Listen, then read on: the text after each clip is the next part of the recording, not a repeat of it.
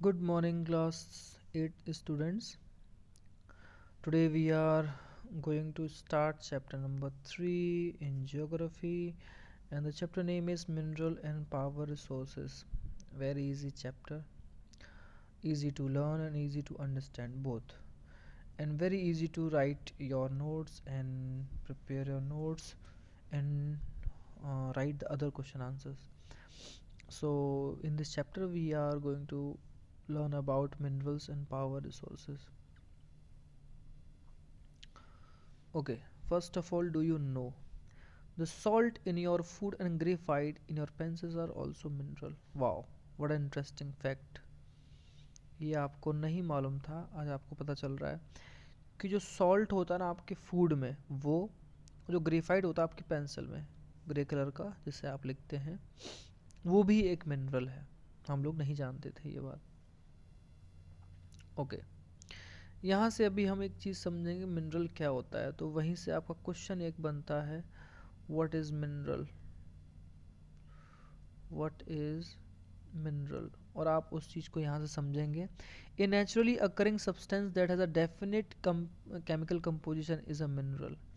Natural occurring मतलब प्राकृतिक रूप से वो सब्सटेंस जो तत्व है वो पाया जाता है और उसके पास ना अपनी एक डेफिनेट केमिकल कंपोजिशन होती है, मतलब केमिकल प्रॉपर्टीज़ होती हैं बहुत सारी, जैसे कि उसका स्वाद कैसा है, यानी उसकी स्मेल कैसी है, उसका कलर कैसा है।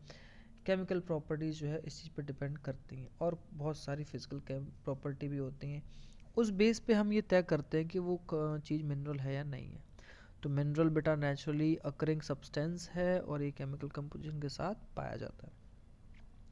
Minerals are not evenly distributed over space, और मिनरल्स की अगर बात करें तो हर जगह ना इवनली मतलब सेम डिस्ट्रीब्यूशन नहीं है, क्योंकि जो प्लेन एरिया होंगे वहाँ खेती अच्छी हो रही होगी तो वहाँ पहाड़ नहीं होंगे, वहाँ मिनरल्स नहीं होंगे। और साउथ स्टेट्स में आप जाएंगे, पहाड़ों की तरफ जाएंगे तो आपको वहाँ वो चीज़ मिलेगी जो प्लेन एरिया में नहीं मिलेगी, अच्छे से खेती वहाँ नहीं हो सकती, वहाँ मिनरल्स मिल जाते हैं। They are concentrated in a particular area rock formation, वो मतलब पर्टिकुलर एरिया में ही बेटा होते हैं, रॉक की फॉर्मेशन में होते हैं, पहाड़ों में, पहाड़ियों में। सब minerals are found in area which are not easily accessible, कुछ मिनरल्स फाउंड होते हैं ऐसी जगह पे जहाँ आसानी से हम पहुँच नहीं सकते, एक्सेसिबल मतलब हम पहुँच नहीं सकते, as the Arctic ocean bed in Antarctica. आपको मालूम है कि आर्कटिक जो ओशन है वो पूरा ठंडा है, अंटार्कटिका है वो पूरा बर्फ़ है, भयंकर बर्फ़ है, वहाँ पे पहुँचना, वहाँ पे ठहरना, खाना बनाना, रहना बहुत ही हार्ड है, तो आप वहाँ के लिए इजी चीज़ नहीं सोच सकते। Minerals are formed in different types of geological environment. अगर मिनरल्स की बात करें तो बेटा वो कई फॉर्म में, डिफरेंट टाइप्स में जियोलॉजिकल इन्वायरमेंट में पाए जाते हैं। अब जियोलॉजिकल प्रोसेस समझते हैं आप?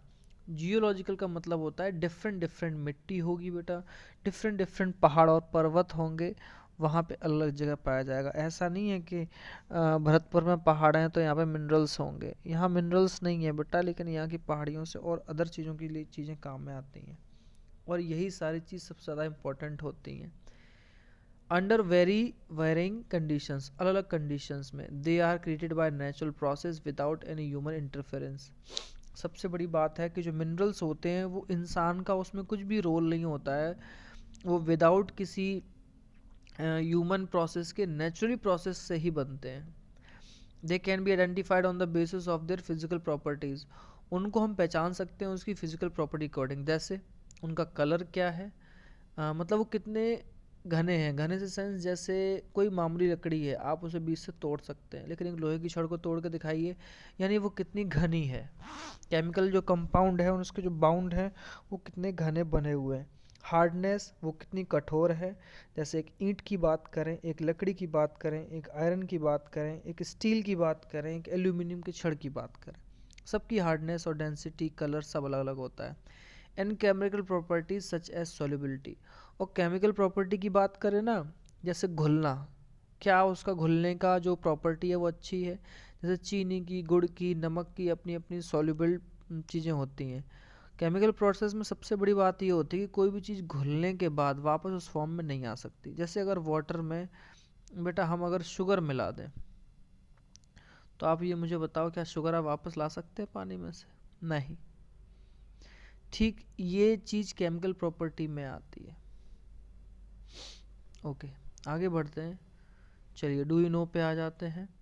ए rock is an aggregate of one or more minerals but without definite composition of the constituent of mineral. अगर रॉक की बात करें ना, रॉक चट्टान, तो वो एक से ज़्यादा मिनरल्स का मिक्सचर होती है बेटा, पहली चीज़ तो। लेकिन without definite composition of constituent of mineral, उसमें मिनरल्स के जो कॉन्स्टिट्यूएंट कंपोजिशन की आप बात करेंगे ना, वो मतलब उसमें डेफिनेट नहीं होती है, पक्का नहीं पता होता है कि इसमें ये चीज़ इतनी है, इसमें चीज़ नहीं है। From which minerals are mined, और उसी में से मिनरल्स को निकाला जाता है। माइंड, माइंड मतलब खोदना। Are known as ores. अब आपने यहाँ से ये जाना कि एक रॉक क्या होता है और एक ओर क्या होता है, दोनों ही चीज़ अलग अलग है। मिनरल्स तक का जो आंसर है वो रॉक का है। अब यहाँ से शुरू होता है, rocks from which minerals are mined are known as ore, उन्हें ओर कहते हैं। अयस्क यानी कि एक ही चीज़ की कई सारे एक जगह डेफिनेट कंपोजिशन मिलना, उसकी क्वांटिटी मिलना। ठीक है, आयरन ओर में जैसे कि आपका एल्यूमिनियम भी आएगा, स्टील भी आएगा, लोहा भी आएगा। तो ये ओर में और रॉक में डिफरेंस है, और यहीं से क्वेश्चन बनता है, what is the difference between rock and ore. Although more than 2,800 types of minerals have been identified. कहते हैं कि 2800 से भी ज़्यादा टाइप्स के मिनरल्स को फाउंड किया, हम लोगों ने आइडेंटिफाई किया है, पहचाना है अर्थ पे। Only about 100 are considered ore minerals, और उनमें से सिर्फ 100 को ही ओर मिनरल्स कहा है। ओर मतलब उसी के एलाइड, मतलब उसी के साथ के और कौन कौन से प्रोडक्ट हैं जो मिल सकते हैं। जैसे आप पेट्रोलियम पदार्थ की बात करें, ठीक, तो पेट्रोलियम में क्या होता है, जब वो समुद्र के नीचे से बेटा निकाला जाता है, तो नंबर फर्स्ट पे सबसे हाई लेवल का होता है वो हाईली इन्फ्लामेबल पेट्रोल होता है, जो हवाई जहाज में और जेटर फाइट प्लेन में यूज़ होता है। सेकंड नंबर पे प्रीमियम पेट्रोल होता है और नॉर्मल पेट्रोल होता है जो आपकी गाड़ियों में यूज़ होता है। थर्ड नंबर पे आपका डीजल निकलता है। फोर्थ नंबर पे केरोसिन ऑयल निकलता है। यानी कि ये एक प्रोसेस है कि करके चीज़ों में अलग होना, और उसकी जो इन्फेमिलिटी है, मतलब वो कितना ज्वलनशील है, वो कितना ताकतवर है, पावरफुल है, उस चीज़ के अकॉर्डिंग हमने petrol, high petrol, extra premium, diesel, kerosene को डिवाइड कर रखा है। और लास्ट में जो वेस्टेज बचता भी है ना स्टूडेंट्स, वो डामर होता है, जिससे आपके रोड बनते हैं। तो आप खुद सोचिए कितने सारे यूज़ हो रहे होते हैं एक चीज़ें एक साथ। तो कहने का मतलब है कि जब 2800 टाइप के मिनरल्स को हमने फाउंड किया, तो उसमें से 100 को ना हमने कंसीडर किया और मिनरल हैं ये। ठीक, आगे देखिए। अब आप यहाँ से शुरू करेंगे टाइप्स ऑफ मिनरल्स। बहुत इजी क्वेश्चन भी यहाँ से बनता है, how many types of minerals are found. तो there are over 3000 different minerals on the basis of composition. Minerals are classified mainly as metallic and non metallic. अगर हम बात करें ना, 3000 के डिफरेंट टाइप के मिनरल्स हैं, और उनका कंपोजिशन मतलब बेसिस ऑफ कंपोजिशन की बात करें, मिनरल्स की बात करें, तो उसको क्लासिफाइड किया है मेटलिक और नॉन मेटलिक में। जैसे मेटलिक मिनरल्स को मेटलिक और नॉन मेटलिक में डिवाइड किया, लेकिन मेटलिक फिर चेंज हो जाता है फेरस में और नॉन फेरस में। अब यहाँ से छोटी छोटी डेफिनेशन आएंगे और यहीं से इसके आंसर होते हैं, यहीं से आपके क्वेश्चन बनेंगे। मेटलिक मिनरल्स कंटेन मेटल इन रॉ फॉर्म। अगर कच्चे रूप में बात करें ना, तो मेटल होता है उनमें, मेटलिक मिनरल्स में। और जो मेटल्स होते हैं वो हार्ड सब्सटेंस होते हैं, जो कि हीट और इलेक्ट्रिसिटी के अच्छे कंडक्टर होते हैं, मतलब उसमें वो चीज़ें सबसे ज़्यादा असर करती हैं। और एक करेक्टर उनका और कैसा होता है, लस्टर और साइन का, चमक का। आयरन और बॉक्साइड, मैग्नीज और आर सम एग्जाम्पल। और आयरन के जो अदर और है ना, जो अदर उसके एलाइड है, उसमें बॉक्साइड और मैग्नीज भी आता है। मेटलिक मिनरल्स में बी फेरस और नॉन फेरस। और जो मेटलिक मिनरल्स होते हैं ना, वो फेरस नॉन फेरस दोनों हो सकते हैं। अब वो क्या है, फेरस मिनरल्स लाइक आयरन और मैग्नीज एंड क्रोमाइड कंटेन आयरन। अब जिनमें आयरन पाया जाता है बेटा, वो फेरस है। A non ferrous mineral does not contain iron but many contain some other metals जैसे गोल्ड, सिल्वर, कॉपर और लेड। उनमें सोना, चांदी, कॉपर, लेड, इन सब चीज़ों की बात आती है, उसमें लोहा नहीं होता है। अब आपको पता है कि जब फेरस और नॉन फेरस की बात आएगी, तो मेन डिफरेंस क्या हो गया यहाँ पे, कि बेटा फेरस में आयरन ओर के जो प्रॉपर्टी होती है वो होती है, बट नॉन फेरस में ऐसी कोई प्रॉपर्टी नहीं होती है। ये चीज़ें आपके समझने में की जो आई हैं ये बड़ा इजी होती हैं। एक्चुअली क्या है, बुक में सामने से ही आंसर दिए हुए होते हैं, बस आपको थोड़ा सा उस पर ध्यान देना होता है। अब देखिए यहाँ से डायरेक्टली बुक से दिया हुआ है फेरस नॉन फेरस, आप उन चीज़ों को पढ़ सकते हैं और देख सकते हैं बहुत ईजीली। तो आपके लिए दोनों ही चीज़ें आसान हो जाती हैं, फेरस और नॉन फेरस। अब नॉन मेटलिक क्या है बेटा? Non metallic metals do not contain metals, उनमें मेटल्स नहीं होते इसलिए नॉन मेटिकल मेटलिक बोलते हैं। जैसे लाइमस्टोन है, मैका है, जिप्सम है, ये एग्जांपल है मिनरल्स के। ये मिनरल्स फ्यूल जो लाइक होते हैं कोल और पेट्रोलियम, वो भी नॉन मेटलिक है क्योंकि ना तो ये हार्ड होते हैं और ना इनमें आयरन के सब्सटेंस होते हैं। तो मिनरल्स को कई तरह से एक्सट्रैक्ट करके माइनिंग में, ड्रिलिंग में और क्वेरिंग में डिवाइड किया हुआ है। ये एक्सट्रैक्शंस होता है बेटा मिनरल्स का, मिनरल्स को निकालने का तरीका, माइनिंग का तरीका, ठीक, ड्रिलिंग करके निकालना और क्वेरिंग करके निकालना। और माइनिंग में भी दो तरह की, एक ओपन कास्ट है और एक सॉफ्ट माइनिंग है। ये देखिए यहाँ कोई मशीन है बेटा, ये देखिए कितनी बड़ी बड़ी मशीन है और उससे चीज़ों को निकाला जा रहा है। ये ऑफ शोर ड्रिलिंग ऑयल की हो रही है, ऑयल निकालना है ऐसे। अब यहाँ पे बहुत सारी डेफिनेशन है, अब आप समझते जाइए। The process of taking out minerals from rock and buried under the earth surface is called mining. अगर आप चट्टान रॉक के अंदर से और पृथ्वी की सरफेस से ऐसी चीज़ों को निकालते हैं तो उस प्रोसेस को हम माइनिंग कहते हैं बेटा। Minerals that lie at shallow depth are taken out by removing the surface layer is known as open cast mining. अब ओपन कास्ट माइनिंग क्या हो गया? वो जो भी मिनरल्स है ना बेटा, आप उनकी गहराई तक जाते हैं और आप रिमूव कर लेते हैं अर्थ की लेयर से, उसे ओपन कास्ट माइनिंग बोलते हैं। Deep bores called shaft have to be made to reach mineral deposit that lie at great depth. ये जो डीप बोर्स होते हैं ना, ये इस तरह की बोर करना मतलब नीचे तक पहुंचाना, जिनको हम शाफ्ट कहते हैं, ये जो है उस डिपॉजिट तक पहुंचते हैं जो नीचे बहुत गहराई में बने होते हैं। इसको शाफ्ट माइनिंग कहते हैं क्योंकि शाफ्ट की हेल्प से होती है। पेट्रोलियम और नेचुरल गैस जो होती है वो बहुत अर्थ के नीचे तक होती है। ड्रीप वेल को आपको बोर करना होता है ताकि आप उसमें चीज़ें निकालें। ये ठीक वैसे ही है जैसे आप कुआं खोद लेते हैं, अपने समर ट्यूबवेल के लिए बोरिंग करवाते हैं, ये ठीक उसी तरह का बोरवेल होता है कुआं खोदना। दिस इज कॉल्ड ड्रिलिंग और उसको ड्रिलिंग कहते हैं। Minerals that lie near the surface are simply dug out by process quarrying. अब क्वेरिंग की डेफिनेशन आएगी तो सिर्फ ये दो लाइन है उसमें, क्या?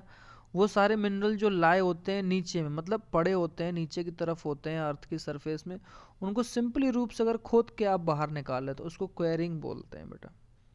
तो माइनिंग हो गया, open cast mining, shaft mining, quarrying, drilling, आपने हर एक चीज़ पढ़ी और जानी और समझी। अब आप सोच के देखिए कि कितना डिफरेंस है इन सब चीज़ों में, लेकिन है तो बस सिर्फ थोड़े थोड़े डिफरेंसेस हैं, बाकी कितना आसान है। Do you know you can always tell if a rock contains copper because then the rock look blue in color। आप हमेशा किसी को कह सकते हैं कि अगर रॉक में कॉपर होता, if a rock contains copper because then the rock look like blue in color। अगर उसमें कॉपर ऐड हो रॉक में तो कहते हैं वो ब्लू कलर का दिखेगा, ये ऐसा कहा जाता है। फिर डिस्ट्रीब्यूशन ऑफ मिनरल्स की बात करेंगे कि डिफरेंट डिफरेंट वर्ल्ड में डिफरेंट डिफरेंट टाइप से जो डिस्ट्रीब्यूशन है वो है। जैसे आप देखेंगे यूरेनियम इंडिया में बहुत कम है, लेकिन कनाडा में और ऑस्ट्रेलिया में बहुत ज़्यादा है। यूरेनियम महंगा आता है, उससे लाइट बनती है, उससे एटम बम भी बना सकते हैं। तो ऐसी बहुत सारी चीज़ें हैं, तो जहाँ मिलेगा नहीं तो आप सिंपल सी बात है कि आप उसको हमेशा ऊंचे कॉस्ट में ही बेचेंगे। तो ये जो आपका इसमें ये है ना डिस्ट्रीब्यूशन, ये हम पढ़ेंगे। और डिस्ट्रीब्यूशन पता है बहुत आसान है। जैसे मैं आपको बताऊं, generally metallic minerals are found in igneous and metamorphic rocks. अगर मेटलिक की बात करें सबसे ज़्यादा इग्नियस और मेटामॉर्फिक रॉक्स में होते हैं, जो कि बड़े बड़े लार्ज प्लेट्यू रीजन्स में होते हैं। आयरन और जो होती हैं ये यहाँ से हम नहीं पढ़ाएंगे आपको, क्योंकि सबसे अच्छा मज़ा अब नीचे आने वाला है आपको। जैसे Sedimentary rocks formation of plains and young fold mountains contain non-metallic minerals like limestone. जितने भी नए माउंटेन्स बने हैं जो सबसे यंग हैं वहाँ पे आपके लाइमस्टोन टाइप के सेडिमेंट्री रॉक्स की फॉर्म में ये सारी चीज़ पाई जाती हैं। ठीक। और लास्ट है कि मिनरल फ्यूल जो होते हैं चाहे उनमें कोल की बात हो पेट्रोलियम की वो फाउंड होते हैं हमें सेडिमेंट्री स्ट्रेटा में स्ट्रेटा। अब देखिए ये मैप है वर्ल्ड का। मैप बहुत इंपॉर्टेंट है और आपकी मैप क्लास भी होगी तो उसमें चीज़ें समझाएंगे। एशिया की बात है तो यहाँ इंडिया चाइना सबसे लार्ज आयरन डिपॉजिट हैं। ठीक। The continent produce more than half of the world tin. और एशिया में पूरी दुनिया का आधे से ज़्यादा टिन पैदा होता है बेटा।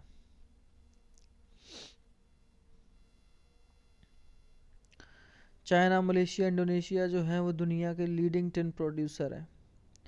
अब बात यह है कि जब आपको नोट्स बनाएंगे और आप लिखेंगे कि टिन तो 10 में जो टॉप 3 कंट्रीज होंगी उसे आप लिख देंगे 1 नंबर पे चाइना, सेकंड नंबर पे बेटा मलेशिया और थर्ड नंबर पे इंडोनेशिया, क्योंकि यहाँ से भी आपके क्वेश्चंस बनेंगे और आएंगे भी। China also leads in production of lead antimony and tungsten. और चाइना जो है ना और दुनिया की और अदर चीज़ों में नंबर 1 है जैसे टंगस्टन, लेड और एंटीमनी। यूरोप की बात की है यहाँ पे। Europe leading producer iron ore का वर्ल्ड में और जहाँ सबसे ज़्यादा लोहा है उनमें रशिया, यूक्रेन, स्वीडन और फ्रांस है। ठीक। आगे देखिए डू यू नो बहुत अच्छा है। स्विट्ज़रलैंड की अगर बात करेंगे स्टूडेंट्स तो Switzerland has no known mineral deposit in it. पूरी दुनिया में स्विट्ज़रलैंड एक ऐसे कंट्री के रूप में उभरा है जहाँ कोई भी मिनरल बेटा फाउंड नहीं होता है।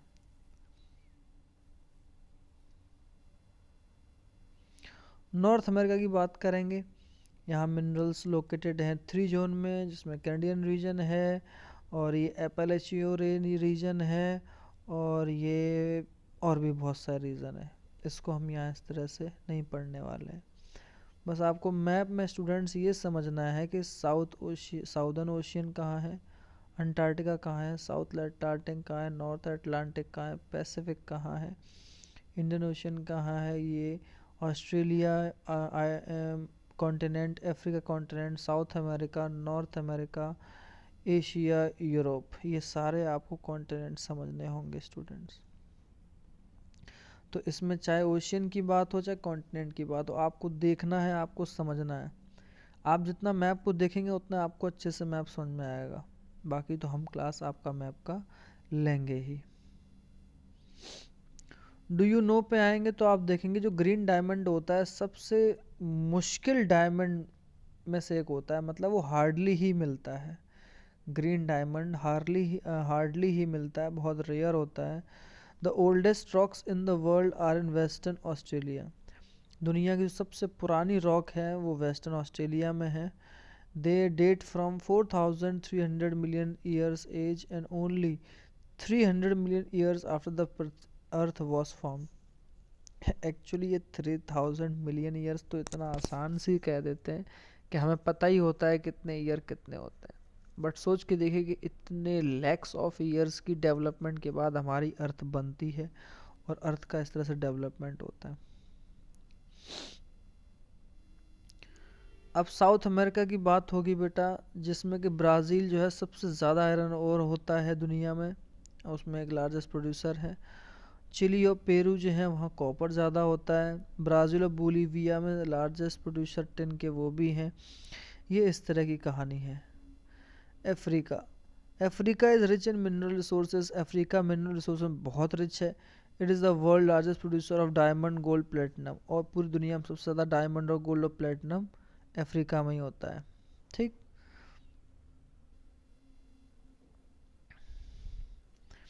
Australia is the largest producer of bauxite in the world. और बॉक्साइट की बात करें तो सबसे ज़्यादा जो प्रोड्यूसर है वो ऑस्ट्रेलिया है।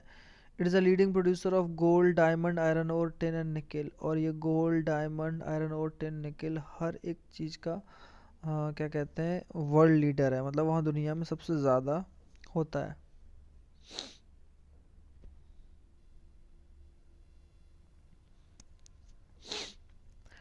आपको याद है एक कॉन्टिनेंट के बारे में बात हो रही थी जिसमें बताया गया था कि वहाँ पहुँचना बहुत मुश्किल है।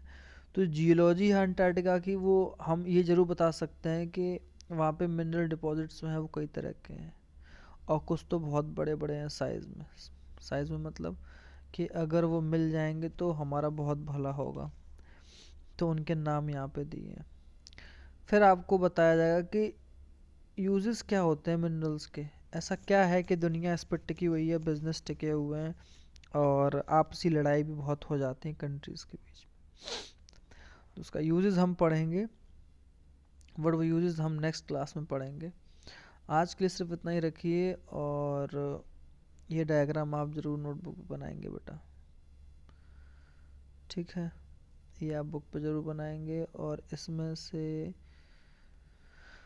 अगर वर्ल्ड का मैप आप खरीदेंगे तो इस सारे के सारे ओशियन और कॉन्टिनेंट आपको वहाँ पे इस मैप को देखने के बाद उसमें फिल करने हैं। तो आप एक मैप भी बेटा परचेस करें ज़रा सा, ठीक, मैप परचेस करें, उसको पेस्ट करें और ये सारी चीज़ें उस पर शो करें ताकि ये सारी चीज़ें दिखें भी अच्छे से।